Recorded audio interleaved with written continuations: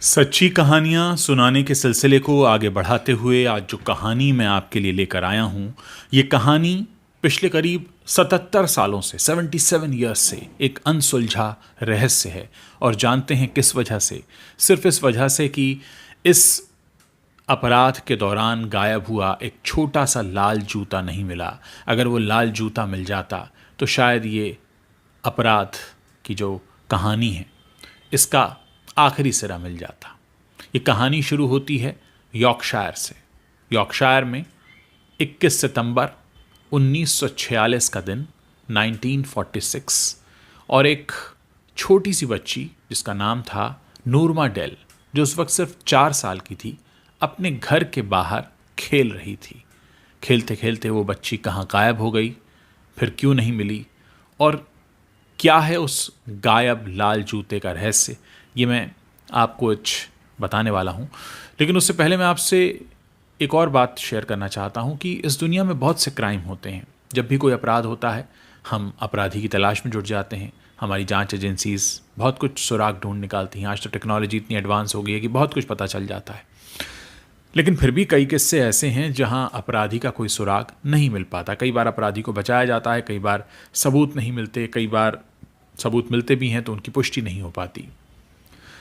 लेकिन अगर आज से हम 77 साल पीछे चलें 1946 में, मतलब ये वो दौर है जब हमारा देश 1947 में आज़ाद हुआ था, उससे भी 1 साल पहले, तो यॉर्कशायर का एक इलाका जहाँ बहुत ही शांतिपूर्ण तरीके से फैमिलीज़ रहा करती थीं, और यहीं पर रहता था नूरमा डेल का परिवार भी। नूरमा डेल के माता पिता घर में थे, वो घर के बाहर खेल रही थी। उसके पिता को कहीं जाना था।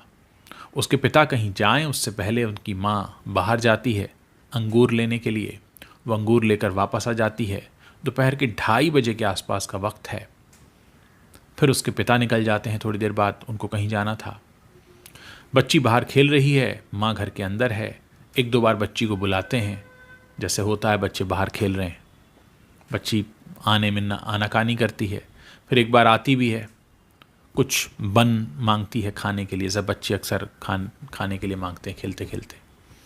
माँ उसे बन देती है, वो फिर खेलने चली जाती है, और माँ उसको अंदर बुलाना चाहती है, फिर आवाज़ देती है, लेकिन वो नहीं आती।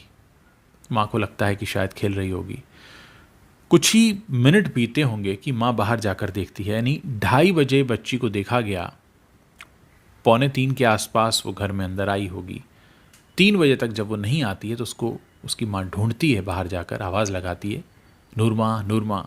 नूरमा का कोई अता पता नहीं। माँ घबराने लगती है।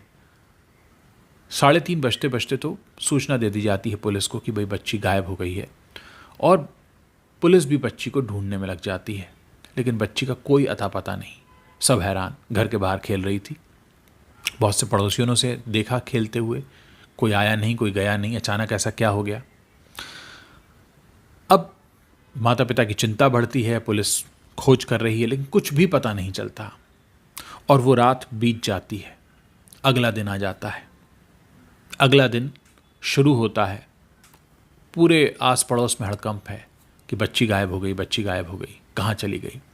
वो ज़माना भी थोड़ा अलग था। उस वक्त इस तरह के क्राइम भी नहीं हुआ करते थे, और न इतनी टेक्नोलॉजी थी कि सेल फोन या कैमरा और ये सब कुछ नहीं होता था।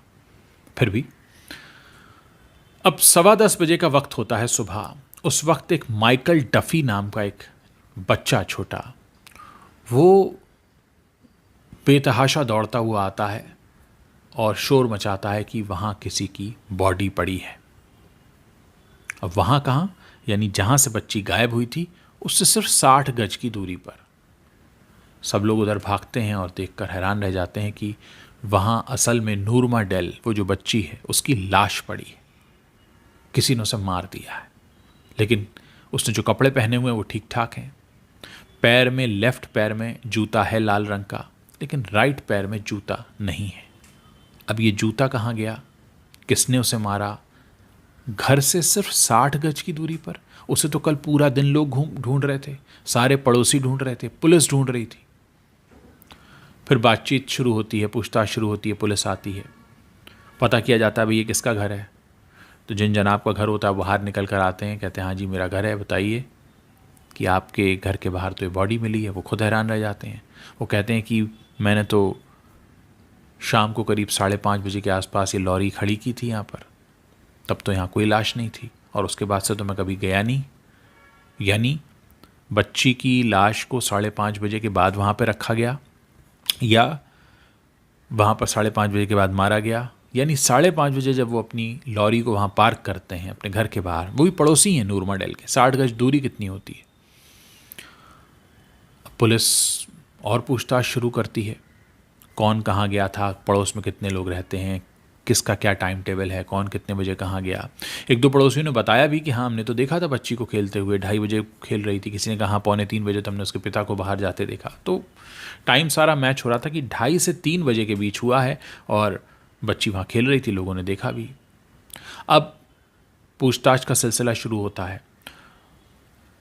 और पुलिस इस मामले में करीब 1000 लोगों से पूछताछ करती है, यानी 1000 इंटरव्यू किए जाते हैं, लेकिन कोई सराग नहीं। अब इसके बाद जो आसपास का करीब 10 एकड़ का एरिया था वहाँ खंगाला जाता है, क्योंकि अब पुलिस को ये चाहिए था कि ये जो लाल जूता गायब है, मतलब उस बच्ची के सारे कपड़े ठीक हैं, पैर का एक जूता भी ठीक है, एक ही पैर का एक जूता गायब है, जूता कहाँ गिरा है, कहाँ किस तरफ गिरा है, तो पता चले कि भाई वहाँ कातिल हो सकता है।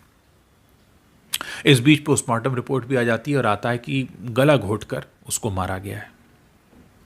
लेकिन 10 एकड़ की झाड़ियाँ तलाशने के बाद भी कहीं कोई सुराग ही नहीं मिलता। उस इलाके में बाहर से कोई आया नहीं, यहाँ से कोई गया नहीं। बच्ची की लाश जहाँ मिली है वहाँ 5:30 बजे तक तो कुछ भी नहीं था, उसी इलाके में सब ढूंढ रहे थे, बिल्कुल पास की बात है। अब ये क्या हुआ? बहुत सी तलाश की जाती है। फिर यॉर्कशायर की जो पुलिस है वो स्कॉटलैंड की जो प्राइवेट डिटेक्टिव्स हैं, पुलिस है, उनकी मदद लेती है। वहाँ से भी लोग आते हैं और बहुत कुछ जांच पड़ताल की जाती है, लेकिन अफसोस कि कुछ भी पता नहीं चलता। कुछ भी मतलब कोई सुराग नहीं है कि वो आखिर ये हुआ क्या। वो बच्ची के पैर से जूता कहाँ गया? अगर वो 2:30 बजे 3 बजे के बीच में घर के बाहर थी तो किसी पड़ोसी ने कोई चीखने चिल्लाने की आवाज़ें नहीं सुनी, किसी को आते जाते नहीं देखा। अब ये मामला इस हद तक आगे बढ़ता चला गया कि हर किसी की ज़ुबान पर यह केस होता था, और लोगों ने फिर इसे नाम दे दिया कि रेड शू मर्डर केस, क्योंकि उस रेड शू की अगर कहीं से कोई सबूत या सुराग मिल जाता तो किसी हद तक वो सबूत वहाँ तक पहुँचा देता जहाँ तक पुलिस पहुँचना चाहती थी। दोस्तों, इस किस्से को बहुत अरसा हो गया और बाद में 2 ऐसे बयान भी आए, वो मैं आपको आगे बताऊंगा, जिनकी वजह से ये केस और भी घूम गया। लेकिन उससे पहले मैं आपको बता दूं कि ये केस 2003 तक तब भी जिंदा रहा, क्योंकि 2003 तक फ्रांसिस जिंदा थी। फ्रांसिस कौन? नूरमा डेल, इस छोटी सी बच्ची की, 4 साल की बच्ची की माँ। लेकिन 2003 में जब उनकी मौत हुई तो ये समझ लीजिए कि उस बच्ची की माँ भी इस दुनिया से रुखसत हो गई, बिना ये जाने कि आखिर उस दिन उसकी बच्ची के साथ हुआ क्या था।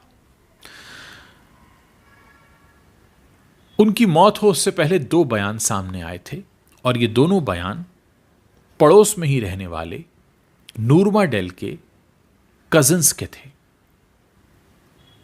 और एक कज़न जिनका नाम एलन पावेल बताया जाता है, जो अभी कुछ साल पहले तक जीवित थे, 1-2 साल पहले तक जीवित थे, 2021-22 तक, उन्होंने ये कहा कि मुझे ऐसा लगता है कि नूरमा की जो हत्या की गई उसका कारण खुद नूरमा थी, क्योंकि नूरमा ने कुछ ऐसा देख लिया था जो उसे नहीं देखना चाहिए था। और इसकी और पुष्टि करते हुए उन्होंने कहा कि मुझे याद है मेरे बचपन में जब ये किस्सा हुआ था, उसके कुछ समय बाद मेरी माँ अपने किसी दोस्त से, किसी सहेली से या किसी अपने ब्रदर या सिस्टर से उस किस्से के बारे में बात कर रही थी, और उस बातचीत के दौरान मैंने इसको पूरा ध्यान से सुना था। मेरे माता पिता को लगा मैं कॉमिक्स पढ़ रहा हूँ, लेकिन मैं कॉमिक्स पढ़ नहीं रहा था, मेरा ध्यान उनकी बातचीत में ही लगा हुआ था, और वो कुछ जिक्र कर रहे थे कि ये जो पूरा मामला है इसमें क्या हुआ होगा और आखिरी 10 मिनट में क्या हुआ। एग्जैक्टली जो उनका बयान था From what I can remember, the person they suspected had an alibi for the crucial 10 minutes, but who the person was, I wouldn't like to say. Alan Powell ने कहा कि मैं बता तो सकता हूं कि किस शख्स पर शक की नजरें जा रही हैं, लेकिन मैं नहीं कहूंगा क्योंकि मेरे पास कोई सबूत नहीं है। मैंने तो अपने माता पिता की वो बात सिर्फ सुनी थी कि वो शख्स हो सकता है। अब एक लंबा वक्त बीतने के बाद उन्होंने ये बयान दिया था, बहुत लंबा वक्त बीतने के बाद, और उन्होंने ये भी कहा कि हो सकता है अब वो शख्स जीवित भी ना हो क्योंकि इतना पुराना किस्सा हो गया। इसके बाद ब्रायन डेल और उनकी वाइफ बेथ सामने आते हैं। ब्रायन डेल भी कज़न थे नूरमा के। उन्होंने बाकायदा एक किताब लिखी और उस किताब में पूरा जिक्र किया कि उनकी कज़न का जो मर्डर हुआ उसमें कौन शामिल था। ये किताब लिखी गई बाकायदा, और तब तक नूरमा की मां भी जीवित थी, फ्रांसिस, और फ्रांसिस चाहती थी किताब छपे। लेकिन ब्रायन डेल ने कहा कि जैसे ही उनके किताब लिखने की खबर आम हुई, लोगों तो पहुंची ये खबर, तो उन्हें कुछ धमकी भरे फ़ोन आने शुरू हो गए जिसमें कहा गया कि आप इस किताब को ना छापें, क्योंकि अगर आपने इस किताब को छापा और आपके पास कोई सबूत तो है नहीं जो आप जिसका नाम लिखने जा रहे हैं कि किसने नूरमा डेल की हत्या की थी, तो आपको लीगल कॉन्सिक्वेंसेस भुगतने होंगे। इसके बाद उन्हें कई तरह की धमकियां भी मिली। फिर उन्होंने ये तय किया कि अब हम इस किताब को छापेंगे नहीं, लेकिन उन्होंने किसी का नाम तो लिखा था। क्या वो नाम और एलन पावेल को जो लगता था नाम, वो एक ही नाम थे? क्या वो कोई पड़ोसी था? क्या वो अलग अलग शख्स थे? उस नाम तक पहुंचने का उनका आधार क्या था? इन सारी बातों के सवाल आज तक सिर्फ सवाल हैं, क्योंकि इस केस से जुड़े ज़्यादातर लोग अब इस दुनिया में नहीं हैं। ये केस आज से 77 साल पहले हुआ था, और 2016 में एक मौका ऐसा भी आया जब यॉर्कशायर की पुलिस ने खुद कहा कि चलो हम कुछ पुराने अनसुलझे किस्सों को उठाते हैं, ऐसे केसेस को उठाते हैं और उनके सुराग तलाशने की कोशिश करते हैं। लेकिन जब उस वक्त जांच की गई 2016 में, तो एक बात सामने आई कि कोई शख्स जो 1946 में क्राइम करता है और गला घोटता है, अगर हम मान के चलें कि उसकी उम्र 25 साल थी और 2016 तक 70 साल हो गए हैं, तो 70 और 25 95 साल बीतने के बाद शायद ही वो शख्स जीवित हो।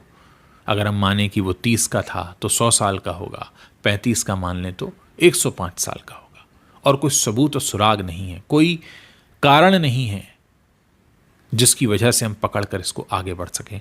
तो दोस्तों, आज 77 साल बीतने के बाद भी ये केस आज तक अनसुलझा है।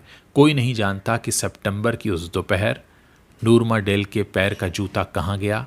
क्या उसने वाकई कुछ देख लिया था जो उसे नहीं देखना चाहिए था, या फिर किसी को डर था कि वो बच्ची किसी से कुछ कह देगी और इसलिए उसे रास्ते से हटा दिया गया।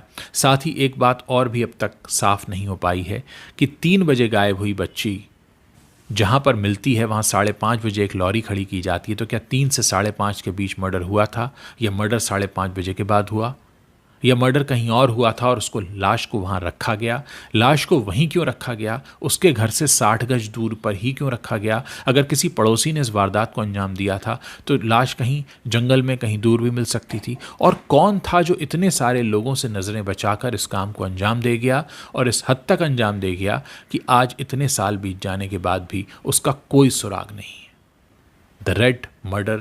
The red shoe murder case के नाम से मशहूर ये केस आज भी अनसुलझा है और दुनिया के उन आपराधिक किस्सों में गिना जाता है जिनके बारे में आज तक कभी कोई सुराग नहीं मिला। दोस्तों, कोशिश रहेगी कि आगे भी इस तरह की सच्ची कहानियां हम आपके लिए लेकर आते रहें, आपको बताते रहें। दुनिया के अलग अलग रंग हैं, बहुत कुछ ऐसा होता है क्राइम की दुनिया में भी, रहस्यमय दुनिया में भी, जो हो तो जाता है लेकिन फिर उसके बाद उसके सच को सामने आने में कई बार बरसों लग जाते हैं और कई बार बरसों बीतने के बाद भी वो सच सामने नहीं आता। उम्मीद है ये कहानी आपको पसंद आई होगी। सच्ची कहानी है, इसको आप शेयर भी कर सकते हैं, लोगों तक पहुंचा सकते हैं, और अगर आप ऐसी ही कहानियां और सुनना चाहते हैं तो हमारे चैनल को सब्सक्राइब भी कर सकते हैं।